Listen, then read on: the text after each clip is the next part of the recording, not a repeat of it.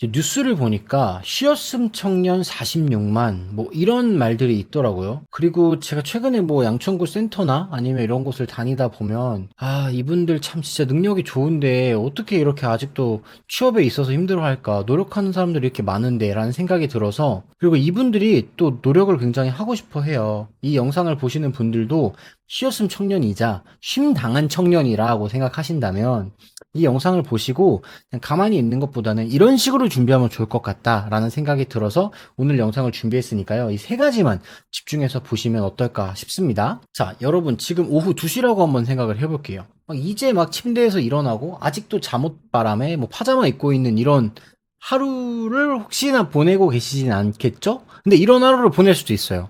그러다 보니까 오늘도 하루가 그냥 가버린 거예요. 분명 쉬고 있는데 마음이 막 불안해요. 이런 적 있으신 분들 있으실 거예요. 그리고 막 누워있는데, 막 괜찮다가 갑자기 심장이 쿵쾅쿵쾅 뛰면서, 왠지 쉬는 것 같지 않고. 그러고 이런 말에 뜨끔하죠. 야, 너 언제까지 쉴 거야?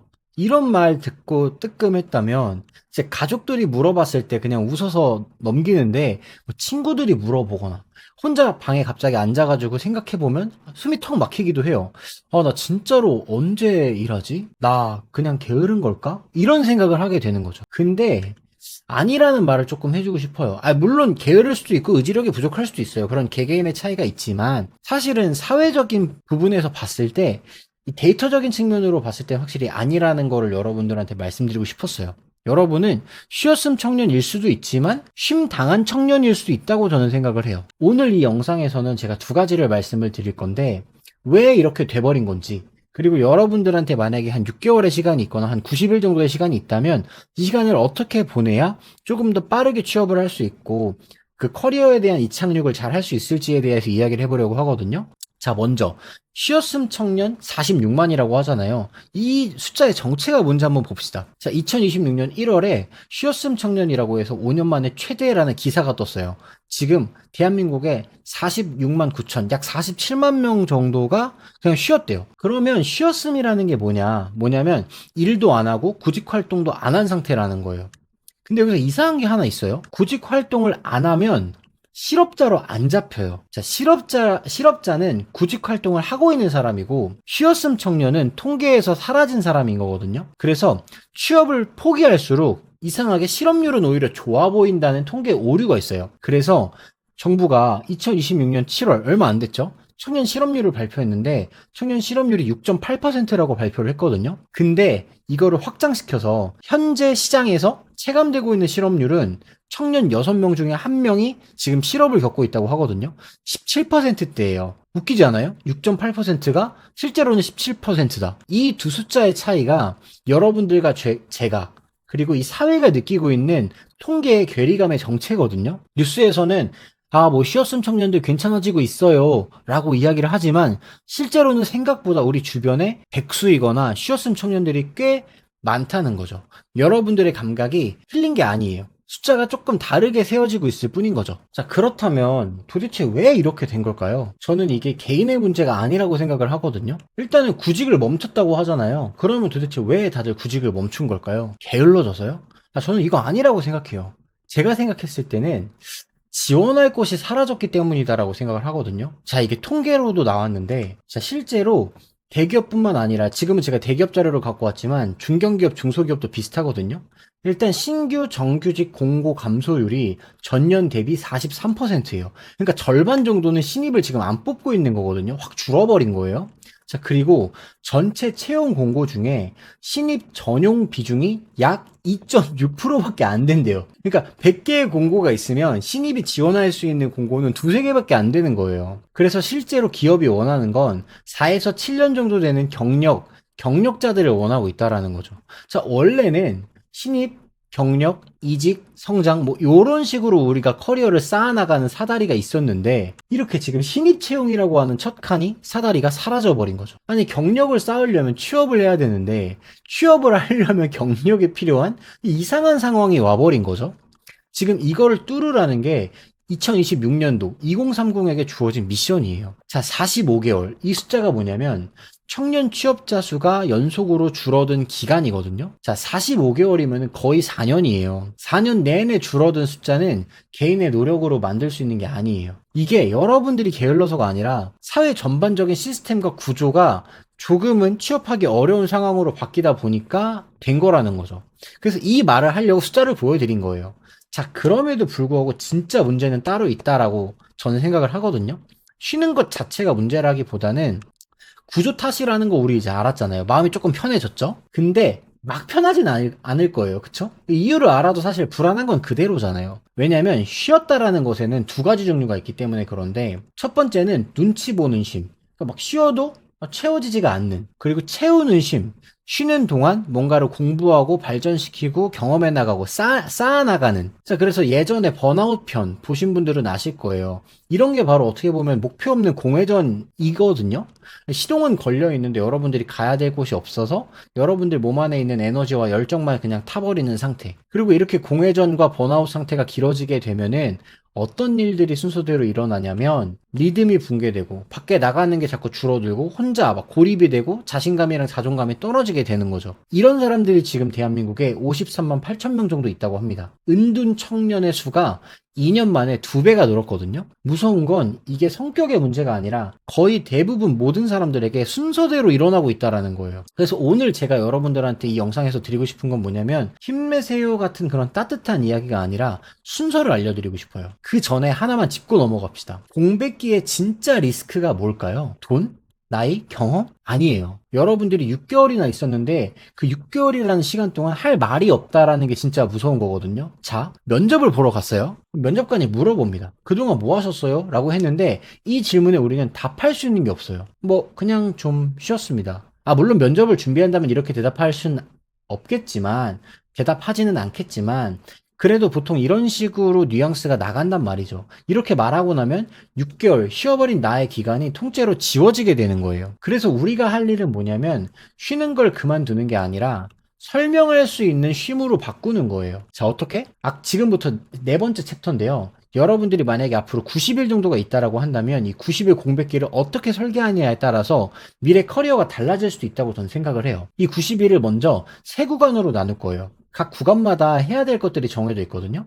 일단 첫 번째 회복을 하는 거예요. 한 2주 정도 회복을 하고 그 이후에는 채굴하는 시간을 가질 거고 그 이후에는 실험을 하는 시간을 가질 겁니다. 이 순서를 꼭 지키셔야 돼요. 막 채굴이랑 실험부터 하시면 안 돼요. 자, 회복. 여태까지도 쉬었겠지만 조금 더 쉬되 어떻게 쉬어야 되는지 제대로 쉬는 방법에 대해서 이야기를 해볼게요. 목표는 뭐냐면 여러분들이 올바른 판단과 결정할 수 있는 몸과 머리 상태를 만드는 거예요. 왜 이걸 먼저 하냐면 리듬이 무너진 상태에서 내린 결정은 전부 도망가게 된단 말이에요. 자, 여러분들이 맨날 막 새벽 3, 4시까지 게임하고 오후 막 1~2시에 일어난다고 하시면 그냥 아무 데나 넣자 뭐 될 대로 되라지 막 이번 생은 망했어 뭐 이런 식으로 하게 된단 말이에요. 그래서 2주 동안은 이것만 하세요. 뭐? 첫 번째는 기상 시간을 고정해 두세요. 제발 아침 시간대로, 오전 시간대로. 그리고 하루에 한 번은 밖에 나가세요. 그게 뭐가 됐든 좋아요. 그리고 주 7일이잖아요. 주 7일 중에 3일 정도는 30분 동안 밖에서 산책을 꼭 하세요. 이게 뇌 건강에 굉장히 좋다고 하거든요. 실제로 판단력이 높아진다라고 하는 뇌과학적 근거가 있으니까 여러분들이 한 14일 정도만 이렇게 한번 지내보시는 걸 추천드려요. 그리고 취침 시간은 굳이 신경 쓰지 마세요. 어차피 아침에 일어나면은 졸려서 저녁에 자동으로 취침이 따라오거든요. 그리고 외출은 뭐 편의점도 괜찮고 커피숍도 괜찮고 다 괜찮아요. 다만 여러분들 앞에 있는 문의 방을 열고 현관문을 열고 나가는 거 이게 중요한 거예요. 이 2주를 여러분들이 만약에 건너뛰면 뒤에 있는 나머지 한 76일 정도가 굉장히 힘들어질 거예요. 꼭 이 회복 단계를 하고 넘어가세요. 자, 여러분들이 이 회복 단계를 끝냈다면 이제 두 번째 채굴하는 4주 단계로 넘어가게 될 건데요. 이 구간은 뭐냐면 이제 나를 캐는 구간이에요. 뭐냐면 하루에 2시간씩만 쓰면 되거든요. 왜 2시간이냐면 여러분 공백기에는 오히려 시간이 많은 게 오히려 독이에요. 그래서 날 잡고 각 잡고 하루 종일 해야지 막 이런 식으로 생각하면 생각보다 하루도 못했던 적이 많지 않으세요? 저는 그랬거든요. 그래서 4주 동안 딱 정해놓고 이 순서대로만 갈 거예요. 어떻게 갈 거냐? 첫 번째 1에서 2주차는 인생 연표를 우리가 매일 2시간씩 한번 짜보는 거고 3주차에는 몰입의 흔적을 한번 표시해보고 4주차에는 그것에 대한 후보를 3개를 확정시킬 건데 하나하나 볼게요. 인생 연표는 먼저 인생을 6에서 8조각으로 잘라요. 잘라놓고 여러분들이 조각조각마다 기억나는 장면을 적어 놓는 거예요. 근데 여기서 몰입한 순간을 지금 말해봐 라고 하면 안 나오거든요. 그렇기 때문에 그냥 내가 여태까지 살아온 순간을 조각조각 내놓고 내가 그때 뭐 했었지? 이렇게 기억나는 장면들을 적어 놓는 거죠. 그 다음에 그 장면들 위에다가 형광펜을 긋는 거예요. 어떤 거에다 형광펜을 긋냐면 이 중에 내가 시간 가는 줄 몰랐던 게 뭐지? 내가 정말 시간 가는 줄 모르게 뭔가를 하면서 지냈던 때가 언제지? 이럴 때에다가 형광펜을 찍찍찍찍 그어 놓는 거죠. 그리고 마지막 주에 여러분들이 다시 해보고 싶은 게 있다면 그 다시 해보고 싶은 것을 3개만 고르는 거예요. 3개만. 이게 바로 다음 구간의 재료거든요. 자, 그 다음에 우리가 실험 구간으로 들어갈 겁니다. 실험 기간은 6주거든요. 이게 바로 이 설계도의 심장이에요. 어떻게 하느냐? 여러분들이 하고 싶은 몰입해봤던 것들 중에 내가 하고 싶다고 적어놓은 3가지가 있잖아요. 이거를 2주씩 직접 해보는 거예요. 2주, 2주, 2주. 그래서 6주거든요. 생각으로 고르지 마세요. 생각으로 고른 방향들은 결국엔 무너져요. 여러분들 마음이 막 뛰어갖고 쿵쾅쿵쾅 뛰어서 막 설렜던 그런 것들을 고르시는 거예요. 막 생각으로 이거 하면 좋지 않을까? 이렇게 고르지 말라는 거예요. 3단계로 할 건데, 자, 첫 번째 1단계는 읽기. 2단계는 만들어 보기, 3단계는 내보내기. 자, 읽기는 뭐냐면 여러분들이 그 분야를 매일매일 2시간씩 파보는 거예요. 책이든 영상이든 블로그든 뭐든 어쨌든 정보를 얻을 수 있는 곳에서 매일매일 2시간씩 그 분야를 파보시는 거예요. 만약에 내가 자동차 회사를 가고 싶어? 그럼 진짜 자동차 관련된 영상을 막 2시간씩 파보는 거예요. 푸드 앤 페라리도 보고 막 현대자동차 다큐도 보고 그다음에 뭐 슈투트가르트 가는 BMW랑 포르쉐 가는 그런 막 다큐도 보고 막 그런 거를 보라는 거죠. 그리고 만들어 보기는 뭐냐면 여러분들이 그거를 봤잖아요. 쌓였다면 어떤 주제를 하나를 정해가지고 글을 쓴다든지 아니면 영상이면 뭐 1분에서 5분짜리 내가 정리해 놓은 영상을 만든다든지 이렇게 만들어 보는 거예요. 한 2주 동안. 그러고 나서 마지막 2주는 반드시 내보내세요. 이거를 각 잡고 완성시켜가지고 뭐 블로그에다 글을 쓰든 인스타에다가 릴스 시리즈물로 만들든 아니면 유튜브에다 영상을 올리든 뭐 지인들한테 단톡 글을 쓰든 이런 식으로 내보내셔야 돼요. 왜 내보내냐면 이거 진짜 어려워하거든요. 쑥스러우니까. 내보내야지만 나의 만듦에 대해서 반응이 오는 거예요. 시장에 대한 반응이 오고 반응이 와야 그거를 통해서 내가 데이터가 돼요. 어디를 고쳐야겠구나. 어디를 수정하면 좋겠구나. 그리고 이 매 실험마다 여러분들 3주를 기록하면 좋은데 진짜로 시간이 빨리 갔나? 이거를 내가 다 마치고 나서 또 하고 싶었나?